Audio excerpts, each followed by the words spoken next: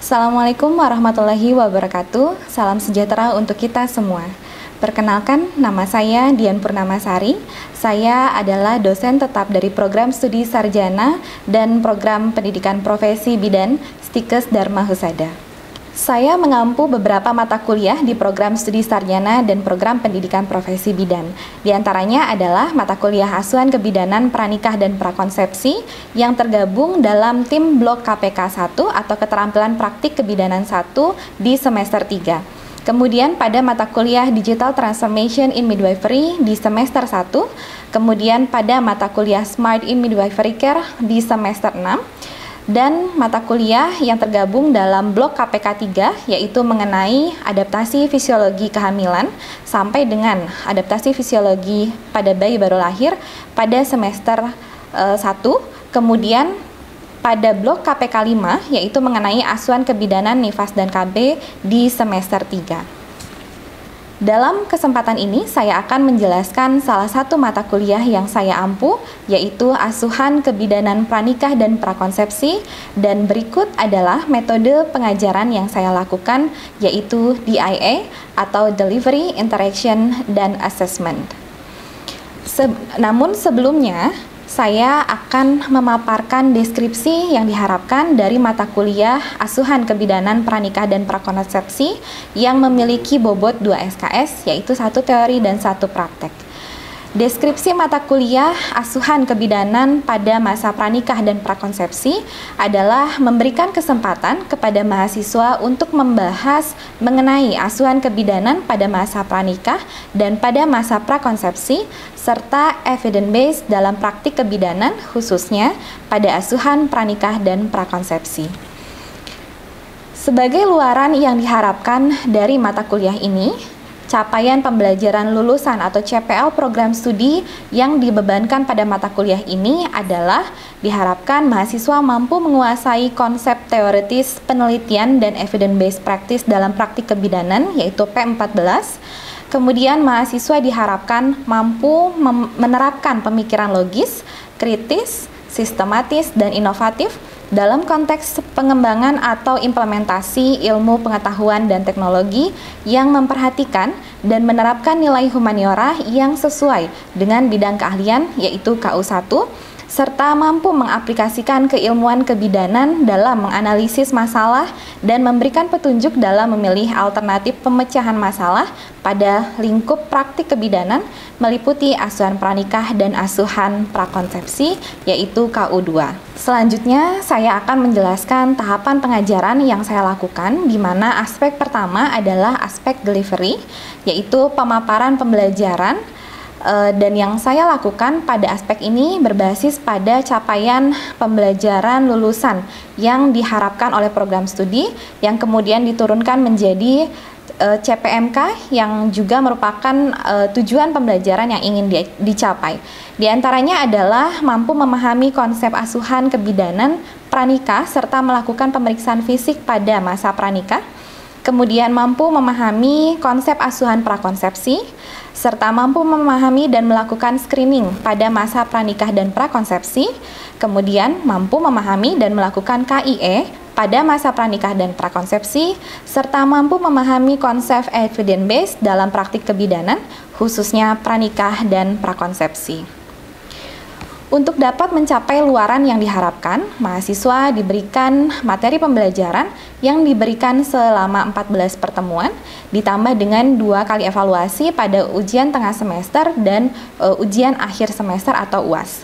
Materi tersebut diantaranya adalah konsep asuhan kebidanan pada pranikah dan prakonsepsi, asuhan kebidanan pranikah, imunisasi TT pada pasangan pranikah, kemudian asuhan kebidanan pada prakonsepsi, kemudian fertilitas dan persiapan perencanaan kehamilan, kemudian screening prakonsepsi, dokumentasi pada asuhan kebidanan, pranikah dan prakonsepsi, evidence-based pada asuhan pranikah, dan juga evidence-based pada asuhan prakonsepsi.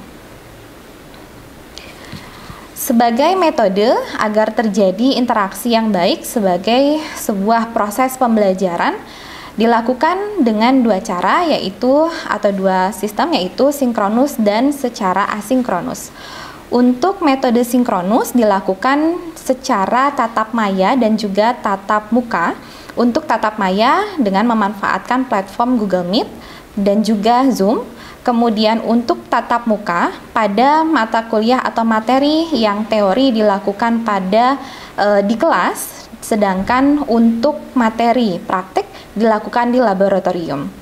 Kemudian metode yang dilakukan secara asinkronus adalah dengan memanfaatkan beberapa platform pribadi, diantaranya adalah YouTube channel, kemudian juga memanfaatkan Google Form dan Microsoft Form untuk diskusi dan juga evaluasi, serta memanfaatkan LMS yang dimiliki oleh Stikes Darmausada, yaitu Moodle atau dengan nama Spada. Sebagai dasar teori pada mata kuliah ini, referensi yang digunakan diantaranya adalah beberapa referensi utama dan referensi pendukung.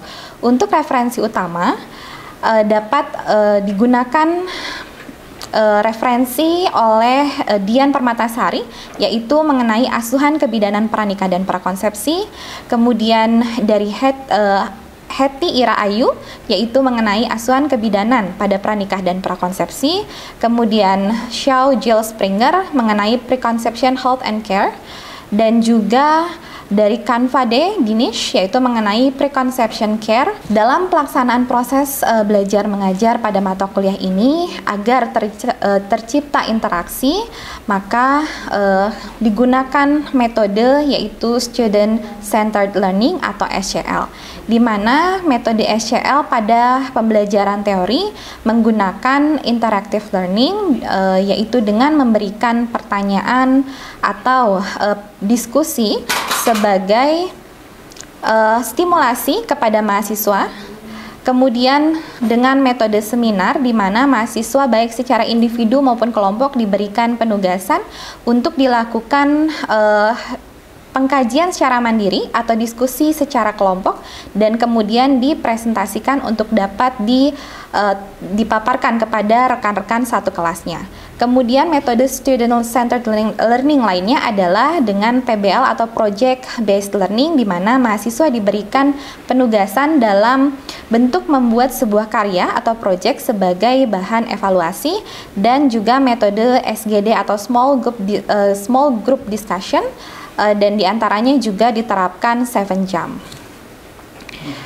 Sedangkan untuk metode praktik digunakan metode demonstrasi yang dilakukan oleh dosen untuk kemudian dapat diaplikasikan oleh mahasiswa. Kemudian metode role play yang dilakukan oleh mahasiswa secara kelompok, serta peer assessment, di mana mahasiswa melakukan praktek dan dinilai oleh rekan mahasiswa lainnya untuk agar dapat perspektif dari mahasiswa sebagai penguji atau reviewer, sehingga pendalaman dan terjadi proses pembelajaran reflektif. Untuk metode assessment yang dilakukan adalah penilaian pada teori, kemudian sikap, dan juga keterampilan atau praktikum. Pada penilaian teori dan sikap, yaitu dengan atau melalui evaluasi pada tengah semester, yaitu UTS dengan bobot 20%, kemudian pada akhir semester atau UAS dengan bobot 20%, dan juga penugasan baik mandiri ataupun kelompok, yaitu sebesar 20%, serta presensi atau kehadiran sebesar 20%, dan pada ujian praktikum untuk menilai keterampilan sebesar 20%, sehingga nilai secara total, baik teori, sikap, dan praktik menjadi 100%. Untuk seluruh RPS, penilaian, kemudian penjabaran penugasan dijelaskan di awal pertemuan kepada mahasiswa di awal semester, sehingga mahasiswa dapat memiliki gambaran dan mahasiswa dapat lebih siap untuk menjalankan rangkaian kegiatan proses pembelajaran selama satu semester ke depan. Demikian pemaparan DIA yang dapat saya sampaikan. Selanjutnya, berikut saya tampilkan proses pembelajaran yang dilakukan secara sinkronus dengan tatap maya melalui Zoom. Terima kasih. Ya, halo semuanya. Assalamualaikum. Suara Ibu terdengar?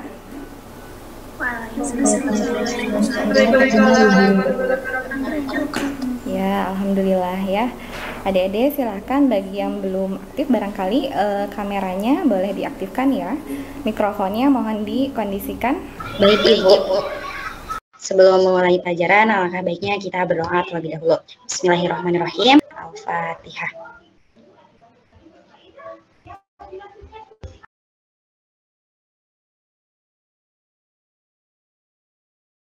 Amin, amin ya rabbal alamin. Alhamdulillah. Ya. Terima kasih Siti telah memandu doa. Semoga ilmu yang adik-adik ikuti pembelajarannya hari ini bisa memberikan manfaat bagi kita semua ya. Baik, nampaknya sudah hadir semua ya. Sebelum melanjutkan juga, Ibu sudah kirimkan untuk link absensi. Boleh sambil diisi ya linknya, silahkan. Ya, terima kasih. Sudah ada beberapa yang mengisi link absensi. Apakah sudah muncul PowerPoint-nya? Sudah muncul layar hitam? Sudah. Oke. Sudah ada. Ya. Adik-adik untuk perkuliahan kali ini sebelum kita lanjutkan.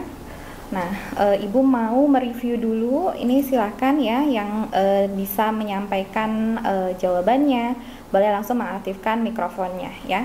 Di pertemuan sebelumnya kita membahas mengenai konsep asuhan kebidanan pranikah dan prakonsepsi ya. Nah, di sana kita membahas tentang konsep dari asuhan kebidanannya dulu secara general, secara umum ya. Nah, supaya lebih paham lagi untuk pembahasan di pertemuan ini, ada yang bisa menyebutkan dulu atau menyampaikan apa yang dimaksud dengan ASKEP atau asuhan kebidanan? Silahkan boleh raise hand atau langsung aktifkan mikrofon ya. Ibu izin jawab hari ini jawab.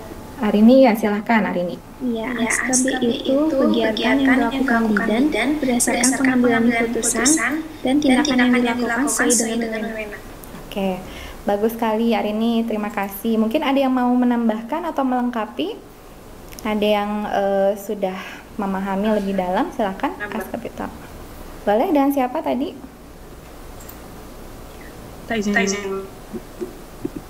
Arista ya? Mangga, silakan dilanjut. Atau Arista boleh diketikkan ya, nampaknya ini kurang tahu nih sinyal di Ibu kah atau di Arista, suaranya nggak muncul Arista. Kalau ada kendala boleh diketikkan ya. Oke, sambil menunggu mungkin jawaban dari Arista, tadi yang disampaikan oleh Arin ya tadi ya, sudah baik sekali ya. Jadi ada di sana pengambilan keputusan dan terutama adalah tindakan ya. Jadi ini adalah tindakan itu bisa disebut juga dengan intervensi ya, dimana kita memberikan pelayanan kesehatan karena bidan yang memberikan pelayanan kebidanan, yang mana pelayanan yang diberikan disesuaikan dengan kebutuhan dari klien kita ya atau pasiennya. Ya, untuk mengefektifkan kita lanjut dulu ya.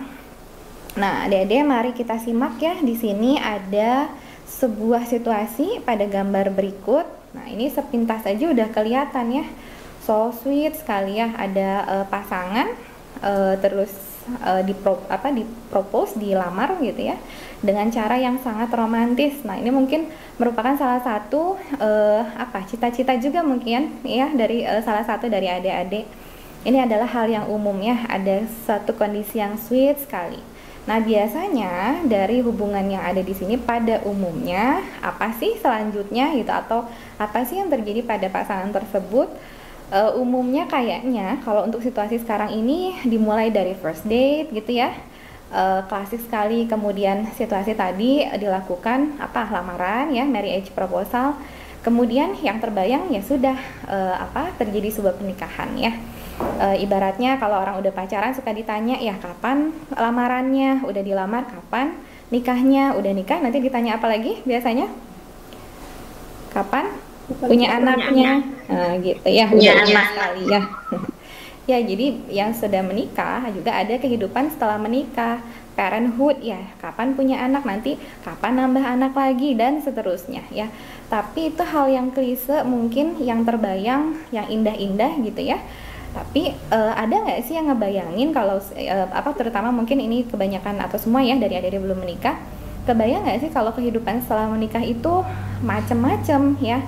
Ada yang kita harus mikirin KB-nya kalau perempuan nih umumnya gitu ya, gimana mengatur memahami siklus menstruasi misalnya. Belum lagi ketika sudah punya anak lebih dari 2 atau 3 juga ngurusnya tidak mudah ya. Ada banyak kondisi mungkin yang mengalami kondisi mental yang bermasalah begitu ya. Terus apalagi kalau sekarang ada situasi ketika sudah punya anak juga belum tentu tanpa masalah, misalnya ada sekarang itu masalah yang banyak kondisi stunting gitu ya. Terus ibunya juga beresiko anemia misalnya, belum lagi ada banyak tanda bahaya dari saat kehamilan, persalinan, nifas, bahkan kemarin mungkin belum lama ini ada berita ya tentang KDRT. Jadi ini adalah beberapa kondisi yang tidak menutup kemungkinan gitu ya terjadi pada orang yang sudah menikah. Jadi tidak cukup hanya membayangkan kalau menikah itu ngurusin gedung, apalagi kalau makanan itu catering gitu ya. Jadi banyak sekali yang lainnya yang perlu diperhatikan. Nah, dari masalah-masalah tersebut nampak ya ada masalah kesehatan di sana, khususnya masalah reproduksi. Disinilah peran kita ya, nanti Adik-adik sebagai bidan memberikan pelayanan kesehatan dari mulai sebelum hamil. Nah, di sini klien kita umumnya adalah remaja, calon pengantin gitu ya, dan juga perempuan usia subur untuk yang prakonsepsi. Nah, ini sesuai dengan LPS yang sudah disampaikan berikutnya, bahwa pada pertemuan kedua ini yang akan kita bahas adalah asuhan kebidanan pranikah, di mana nanti di dalamnya kita akan membahas mengenai KIE dan screening pranikah ya. Nah, untuk lebih jelas lagi adik-adik supaya lebih sama lagi frekuensinya gitu ya, adik-adik bisa membaca atau mencari referensi lebih dalam. Ini adalah beberapa yang direkomendasikan. Nanti adik-adik bisa baca ya di sini. Asuhan kebidanan pranikah ini juga bukan tanpa dasar hukum ya. Jadi di sini tercantum dasar-dasar hukumnya, terutama ya yang Ibu highlight adalah Peraturan Menteri Kesehatan Nomor 97 ya di tahun 2014, di mana ini mengenai pelayanan kesehatan masa sebelum hamil, masa hamil, persalinan dan sesudah melahirkan. Juga penyelenggaraan pelayanannya. Nah, ini adalah asuhan kebidanan pranikah. Nah, sebelum Ibu lanjutkan untuk anamnesis, ini kan adik-adik sudah mendapat materi tentang KKPK atau KDPK ya. Ada yang bisa menyebutkan apa itu yang dimaksud dengan anamnesis? Silakan. Ya, silakan. Dan siapa? Wina, mangga Win. Apa yang dimaksud dengan anamnesis, Wina? Jadi kalau menurut Wina sendiri ya Bu, anamnesis itu lebih ke wawancara. Jadi contohnya kita sebagai nakes sangat dibutuhkan sekali anamnesis itu untuk mengetahui tentang penyakit dari pasien tersebut. Mungkin seperti itu. Oke, bagus sekali Wina, terima kasih. Ada yang mau menambahkan barangkali yang lain? Silakan, ada lagi? Izin Ibu, Intan izin menambahkan. Ya, silakan Intan. Ya, anamnesis itu meliputi yang bertujuan untuk menanyakan data pasien, dimulai dari menanyakan identitas pasien, riwayat penyakit sekarang, riwayat penyakit terdahulu, seperti itu Ibu. Ya, bagus sekali Intan, terima kasih ya. Jadi dari penjelasan Wina dan Intan, keduanya betul ya. Oke, untuk asuhan kebidanan pranikah ya, yang pertama adalah mengenai KIE persiapan kehamilan. Nah, untuk KIE persiapan kehamilan juga Ibu yakin adik-adik sudah dapatkan materinya di mata kuliah komunikasi efektif ya.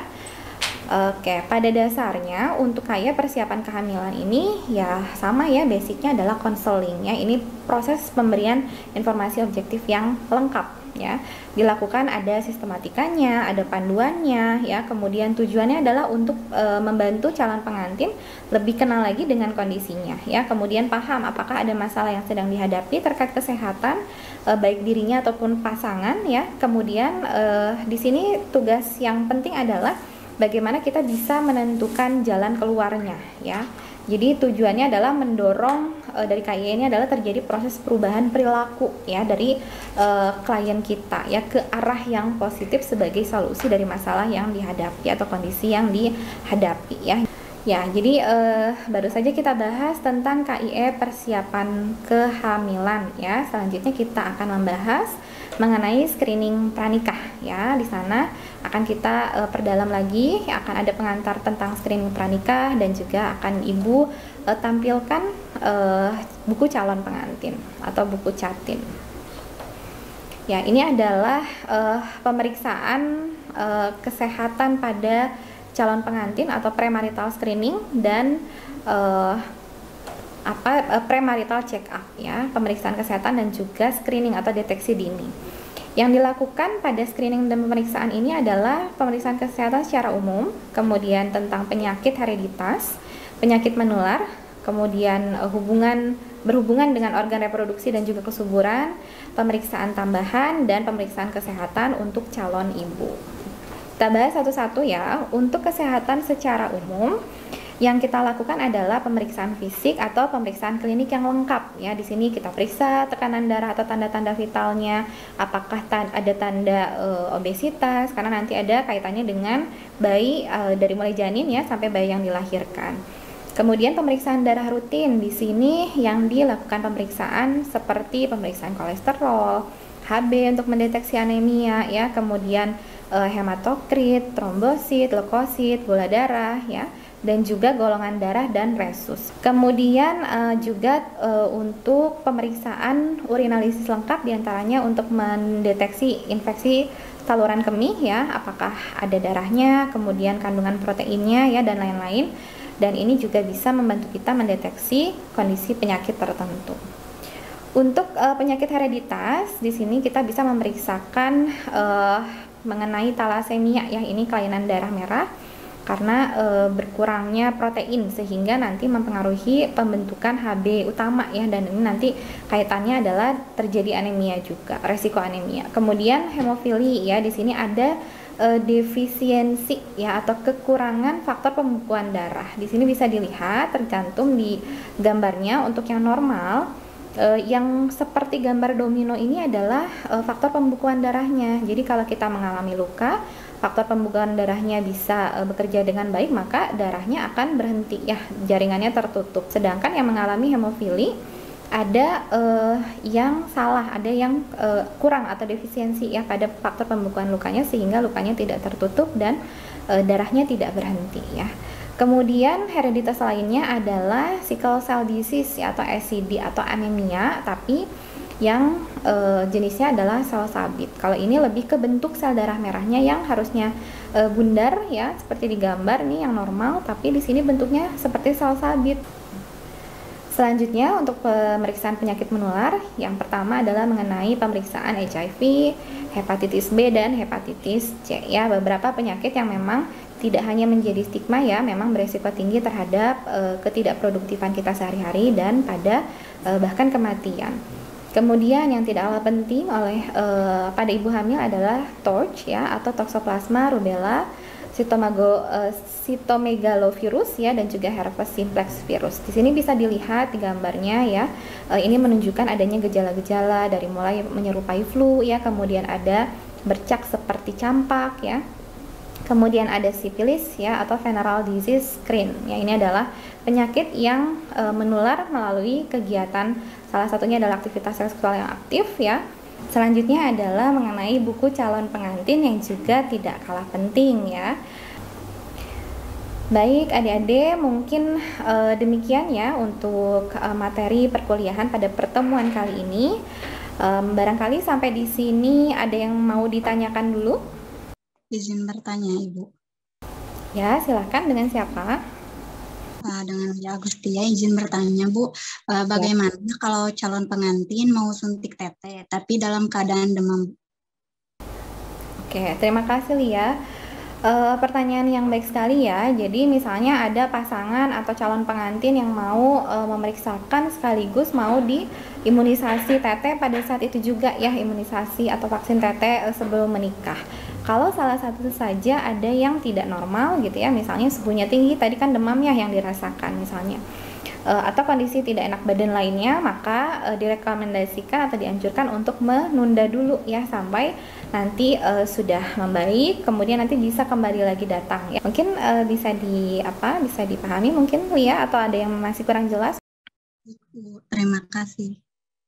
Ya, sami-sami. Silakan yang lainnya, apakah ada yang mau menanyakan atau mendiskusikan lagi? Ada yang mau didiskusikan atau cukup? Oke, sepertinya mungkin cukup ya. Sebelum kita menutup perkuliahan kali ini sebagai evaluasi, Ibu mau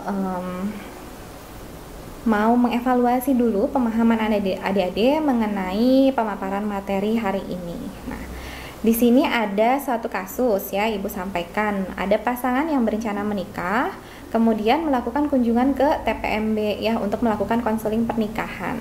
Tapi bidannya pada saat melakukan pengkajian premarital screening ya atau screening sebelum menikah terhadap pasangan tersebut. Nah, itu apa saja pengkajian awal yang dilakukan oleh bidan ya ketika menghadapi klien dengan kondisi tersebut. Boleh langsung raise hand atau aktifkan mikrofonnya. Mungkin kira-kira apa nih jawabannya? Apakah pemeriksaan organ reproduksi, apakah anamnesis, pemberian imunisasi? Maudi mungkin, kalau menurut Maudi apa jawabannya? Baik, Ibu izin menjawab. Apa saja pengkajian awal yang dilakukan oleh bidan sesuai keadaan tersebut? Menurut saya jawabannya itu anamnesis riwayat kesehatan. Oke, yang B ya. Oke, terima kasih. Kalau Siska mungkin punya jawaban yang berbeda, Siska?